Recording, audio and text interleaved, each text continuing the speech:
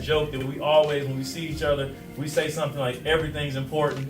Everything. Every second matters. That's right. And he continues to exemplify that, even what he does, and he's not out front. But again, he's impacting thousands by what he does by serving his gift to the world. So if you'll put your hands together and welcome Mr. Johnson.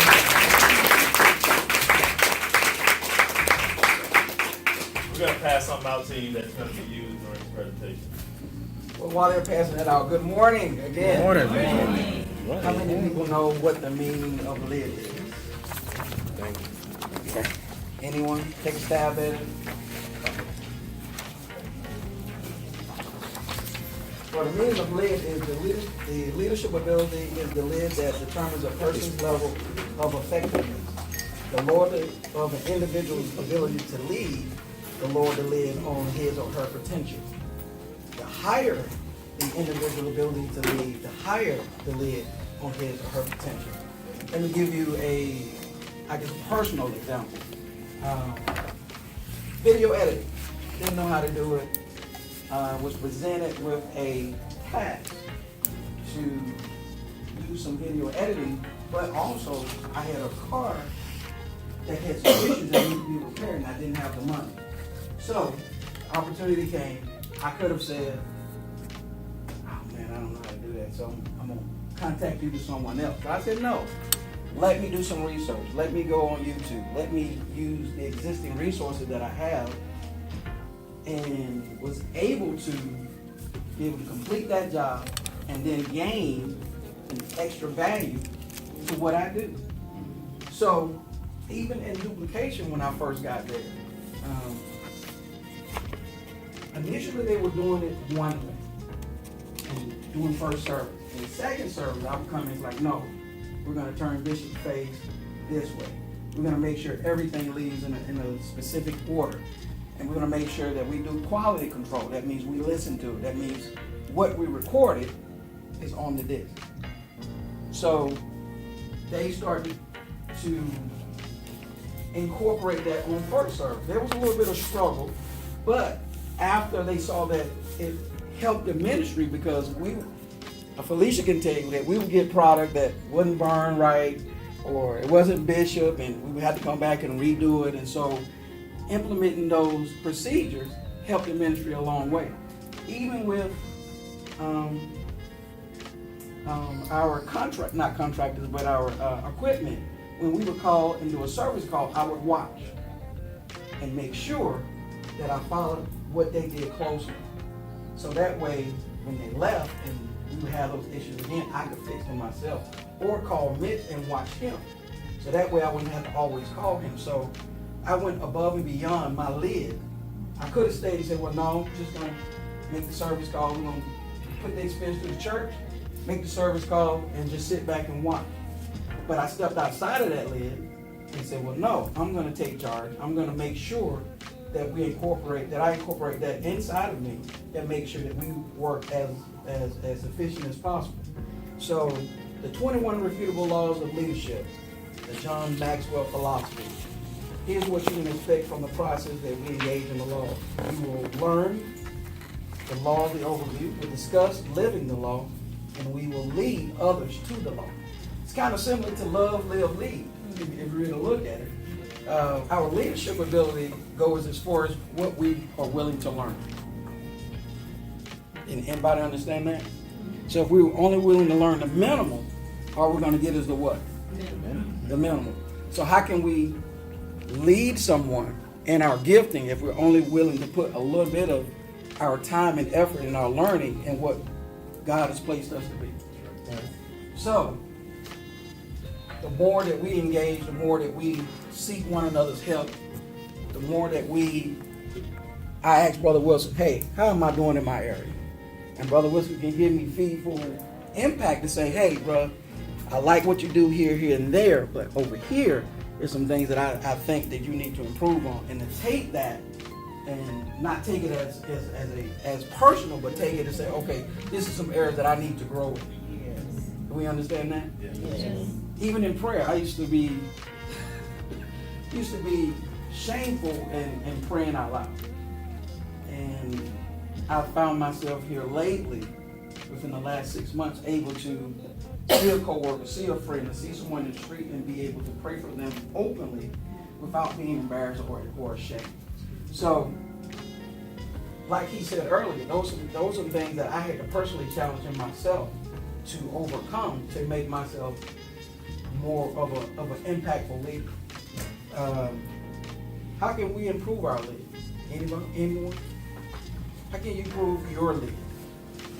How can you improve where you are now? How can you be greater than where you are now? Elder Wilson, I'm picking on you. Yes, sir.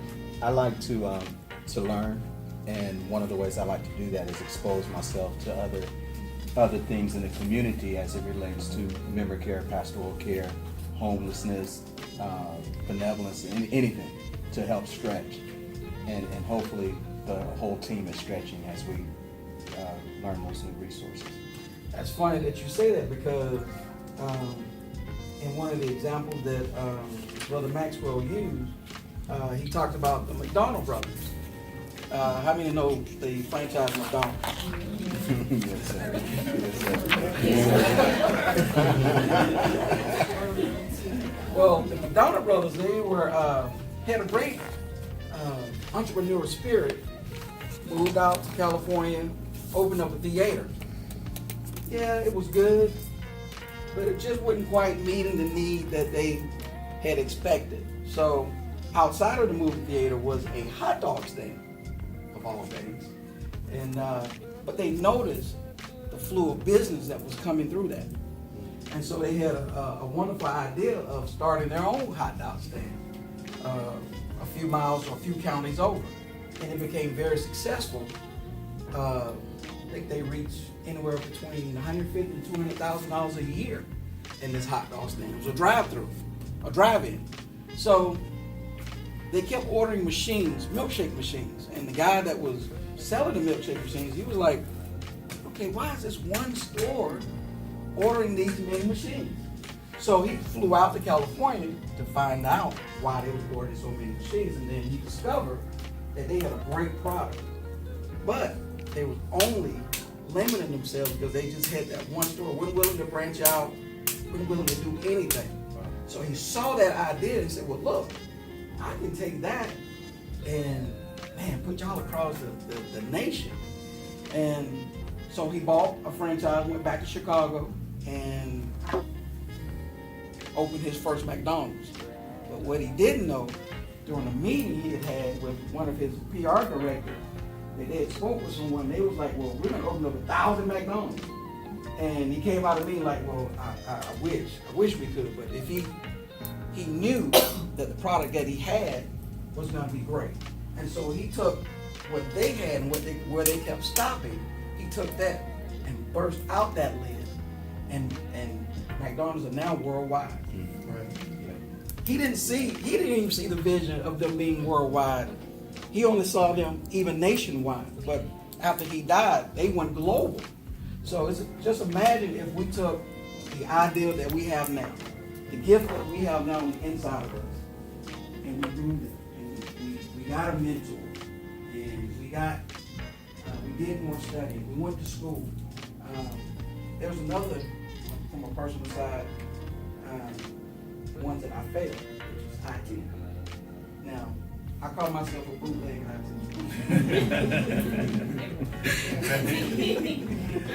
Bootleg IT. The reason why I said bootleg IT because I never took it to the next level. I never went to school. I never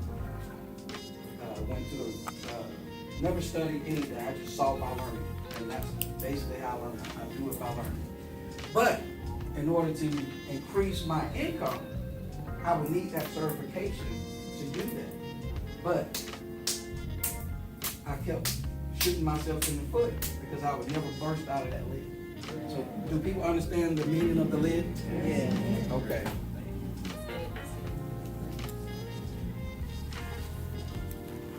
So in your spare time, what would you do? And I want you to write this down. What would you do to burst out of your lid? What were some of the things that you would do personally to bust you out of your lid that not only will help you professionally, help you personally? And sometime next week, I would like for you to get with someone, and I want you to ask them qualities that you now possess. How can I be better? How can I be better as a friend? How can I be better as a staff member? How can I be better personally? Whatever you accomplish, you will be restricted or propelled by your ability to lead others, which means you can either take that group of people and run them into a wall, or you can take that group of people and y'all can go higher and further the ministry, further your business, even in your personal life, if you were married. So it's important that we remember these laws, and we'll get into that in a second. Remember those laws, that way you'll understand how they interact in your life and how important it is. How do we live without understanding of the law of the lid? Without the law of the lid, and I hadn't read the book yet, I was only read the first chapter, but I'm sure within that book, there's some other laws in there that we must know. But this is the very beginning, and without this, we can't go further into it, even as a ministry. So, at a point right now, where it may seem like we're just floating around, not really propelling ourselves to the next level. But in order for us to accomplish this, we must seek out one another so we can encourage one another and get those training skills and those knowledgeable facts that will help us grow and will help the ministry grow. So here's some of the, here's the 21 laws of leadership. Character. How many people know what character is? Anyone tell me what character is? Not everybody at the same time. Anyone? Yes, ma'am. Who you are when no one is watching. Amen. Amen.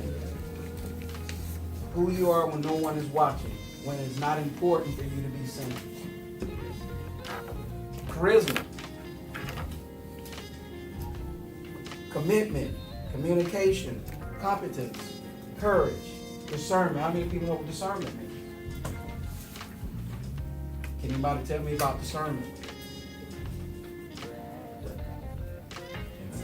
Insight. Vision. Focus.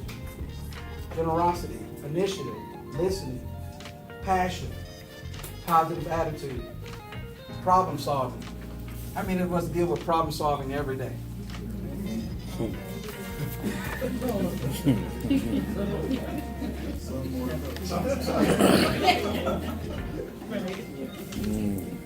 Relationships, responsibility, security, self-discipline, servanthood. He mentioned servanthood earlier. Being able to walk in your gift, being able to, again, do it like Sister Tanya said when nobody's watching. Teachable, vision. So take these 12 or these 21, grade yourself. See where you are in those 21. Take those that are positive, continue to improve those, or those that are negative. Continue to work on those. Ask a friend, get a mentor, get more training to increase those skills. Now, how do we do this? I just mentioned earlier, we get more training. When do we do it? We do it now. Where do we do it? At any time that God is giving you outside of your work, even sometimes during work. Anytime that you can improve yourself. Do it whenever. Why? Because of self-improvement. Whether it be personal, whether it be business, whether it be ministry. Who's going to do it? Yes. You are. Yeah. We hadn't got this far by sitting on our thumbs. We hadn't got this far. So we got to take it to another level and be able to burst out of that lid, increase ourselves as we increase one another. Amen? Amen.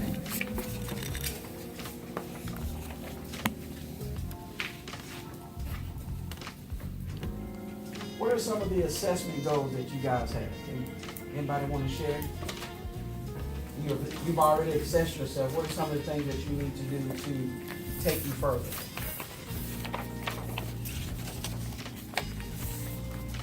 Anybody? Let's pick some. You pick on Brother Tony. Ask the question again, brother. Yes, sir. If you've already assessed yourself, what are some of the goals that you need to do personally to improve you? Mm-hmm. Not necessarily the ministry, but you personally. Right. Two things readily come to mind. I need to become a more effective and efficient communicator. And I asked my team, I asked my family, as you said earlier, to give feedback. Am I communicating clearly? Do you understand what I'm saying? It's something that I use, particularly with my children. That kind of thing. So because I'm a preacher, I get long-winded, so sometimes the message gets lost in the word. So that's one thing. And then personally, I have a goal to get back in school and better myself academically. Okay. How many people believe the power of changing your environment? Absolutely. Why is that important? Elder Williams. Your environment is going to determine how you grow. So if you can have all of the right tools to grow, but if you're in the wrong environment, you'll stunt it. Changing your environment, putting yourself in a place where not only do you have the right tools, but you have the right kind of subsystem to actually do some great things, it changes everything.